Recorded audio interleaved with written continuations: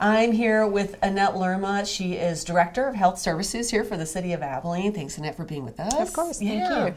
We want to walk through and talk through some of the information, misinformation also out there that's going around, as we all know about our concerns with coronavirus or COVID-19. So just to first, let's get some things cleared up, because I know here in your position you've been hearing and seeing some misinformation and rumors that are circulating online. So let's kind of walk through that and what you'd like to correct.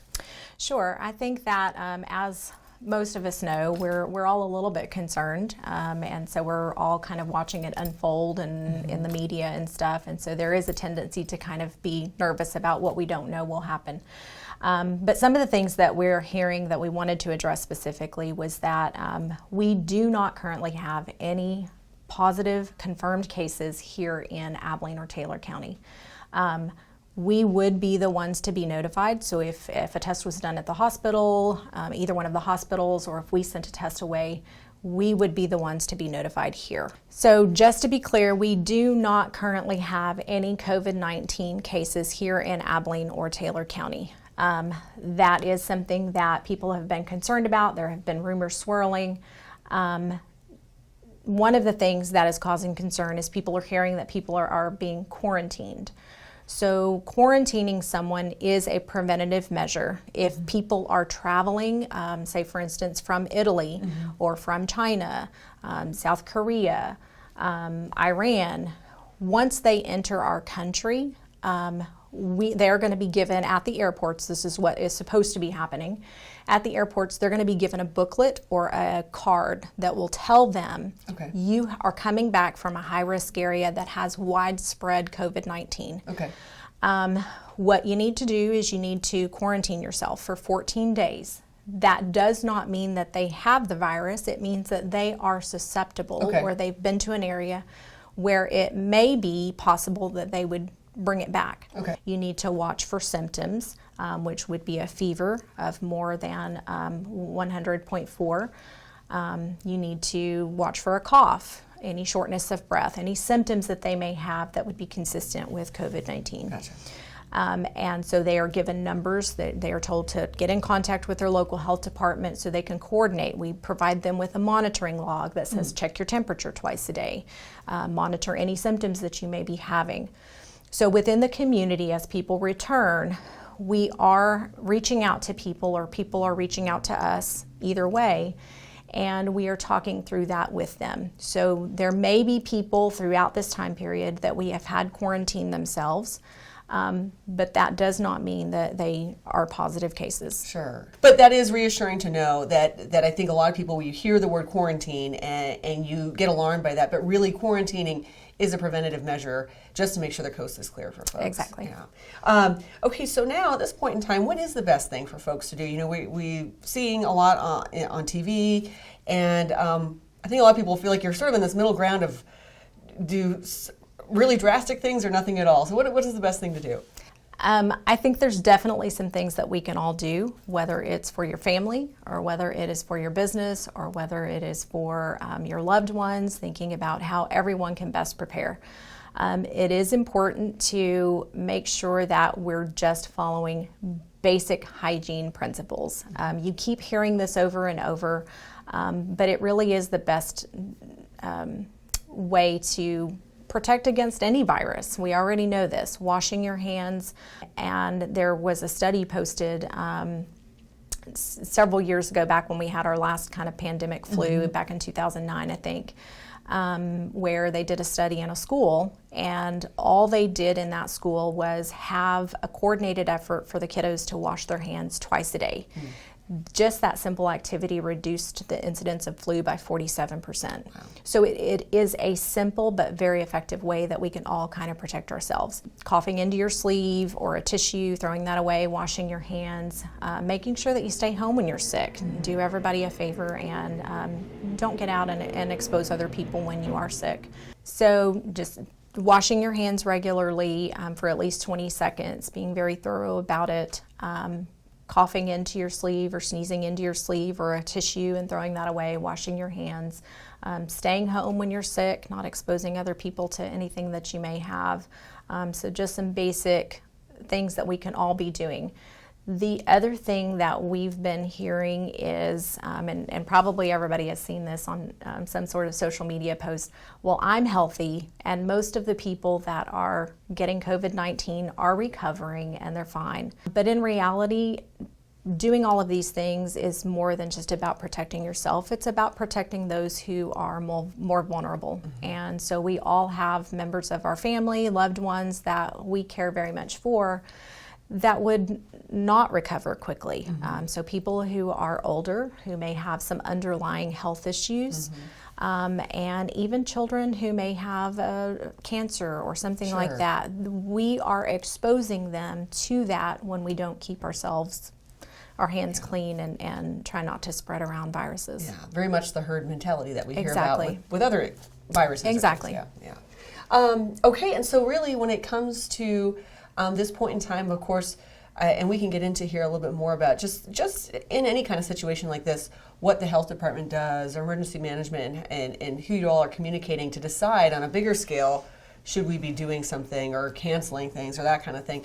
At this point, the average resident here in Abilene can pretty much continue with day-to-day life, but just keeping these things in mind of hygiene and staying home if you don't feel good. What we've been doing kind of behind the scenes is we have been working very diligently with all of our community partners. So first responders, with the hospitals, with businesses and organizations, with school districts, reaching out to them to say, what can we do to be proactive? So I think right now the most important message that we want to kind of get out to schools and to businesses as people are returning back from we've got spring break. Yeah. They have traveled potentially around the world and even around the state. So businesses and schools can be proactive by reaching out to employees who have traveled and say, where have you traveled to? And just kind of taking into consideration, even if it may not be one of those CDC identified high-risk areas in the countries that I mentioned, but maybe they've been somewhere in the U.S. that has a little bit of an outbreak. We want to try to keep closer tabs on those people so that, again, we can be proactive about monitoring for symptoms and things like that.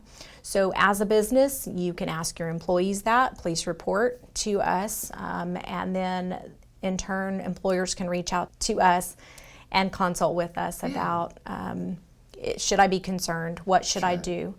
The other thing that employers can do is try to relax their leave policies. And so some employers will just standardly ask for a doctor's note when you come back to work or if you're sick, and maybe relaxing some of that, because the doctor's offices right now are saying, if you can stay at home and you don't need to come in and it's not urgent, please don't come in. Because we're trying to leave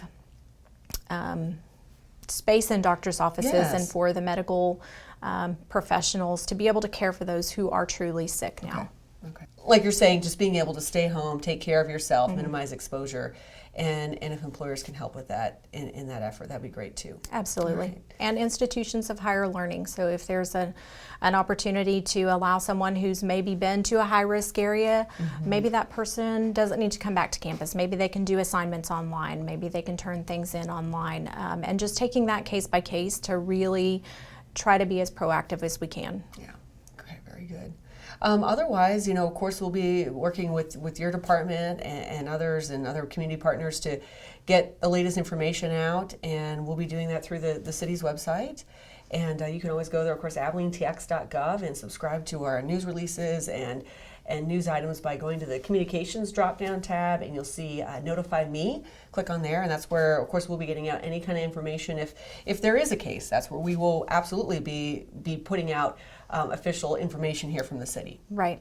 As public health, our normal activities, we have a division of public health that is emergency preparedness. And so we routinely plan for these types of things. When we have something such as this on the horizon, we kind of ramp up those planning efforts, and we look at who can we reach out to within our community. And so we've been sitting down at the table with our healthcare partners saying, what do you need? The role of public health is not to try to stop the spread of this disease, because there is nothing that we can do as public health. But our role is to try to slow it down enough so that our healthcare professionals have the capacity to treat those who need to be treated. And still care for our community. So that's our goal. We've been working very diligently with them. We participate in daily phone calls with our health commissioner, Dr. John Hellerstedt, and receive the latest information on trends and what they're seeing in cases and things to watch for where they have had outbreaks. So we're getting firsthand information from the state so that we can stay informed and we can properly plan and notify our community partners, as I mentioned earlier. So in the event that someone isn't feeling well and they're concerned, whether or not maybe you haven't traveled anywhere, but we're all want to be safe with this, what is the best course of action? Do you go directly to your doctor's office? Do you first give them a call? Is it best to go to an ER? And what would likely happen when they get there? We have had lots of calls of people who have been concerned. We don't want someone who is concerned that they might be infectious to just walk into an ER or a doctor's office. We would like for them to either reach out to their doctor directly and tell them what their concerns are, or you can reach out to us and we can kind of talk through what has your exposure been, what are your symptoms, and kind of maybe help them work through that. In conjunction with either their healthcare provider or the health department, we can all determine, does this person meet the criteria that we need to go ahead and move forward with a test? So there's a couple of different ways that someone could be tested. Through the health department, it is done through the regional lab. So they would have to meet the strict criteria of being a person that is at high risk. And so that may be, it has changed. It has been kind of evolving as there has been evidence of community spread. So it's relaxed a little bit. We used to say you could only get tested if you have had a travel history, and that has been relaxed. So call the health department in consultation so we can kind of talk through that. But when someone is going to be tested, like I said, it will either go through the health department. There is a possibility for private citizens to be tested at, like, the hospital. They may swab. They may send to a private lab, and then the patient would be responsible for the cost of that.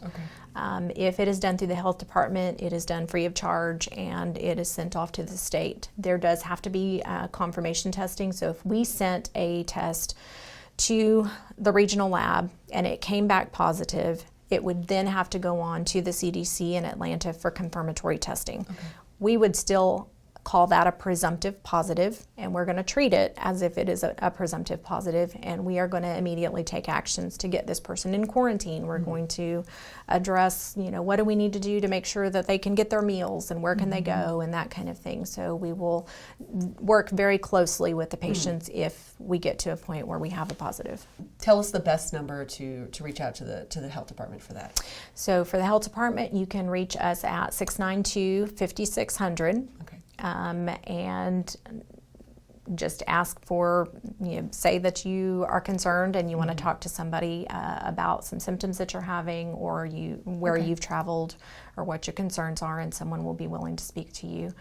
All right. So there we go. That's how for you to find, for your own care. And then again, just stay with us here on the city website and get notifications on news releases coming out from us. If we have any cases or anything that will absolutely be shared, but at this point in time, we do not have any confirmation of any kind of cases here. Correct.